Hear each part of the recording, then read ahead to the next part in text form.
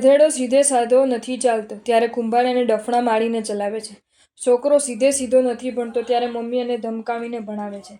જમીનમાંથી પાણી સીધે સીધું ઉપર નથી આવતું ત્યારે ખેડૂત પંપ મૂકીને પાણીને ઉપર લાવે છે. અને ખીલી સીધે સીધે થાંભલામાં કે દિવાળમાં દાખલ નથી થતી ત્યારે માણસ હથોડીના માધ્યમે ખીલીને અંદર દાખલ કરી દે છે. હથોડીની વાત સ્પષ્ટ છે. દોસ્ત, તારું મન સીધે સીધું ધર્મ પ્રવૃત્ત અને પાપ નિવૃત્ત નથી જ થવાનું એ તું બરાબર સમજી રાખજે. મારું પ્રતિનિધિત્વ ધરાવતા વ્રત નિયમો તારી પાસે જો હશે તો જ જીવનને ધર્મયુક્ત અને પાપમુક્ત બનાવતા રાખવામાં તને સફળતા મળશે. એટલું જ કહીશ કે મારા વિના ઘરની શોભા હજી કદાચ ટકી રહેશે પણ વ્રત નિયમો વિના જીવનની શોભા ટકાવી રાખવામાં તો તને સફળતા નહીં જ મળે. જો તમને આ વિડીયો ગમ્યો હોય તો આ વિડીયોને લાઈક કરો અને મારી ચેનલ જૈન ફેક્ટ્સ એન્ડ સ્ટોરીઝને સબસ્ક્રાઈબ કરો. ધન્યવાદ.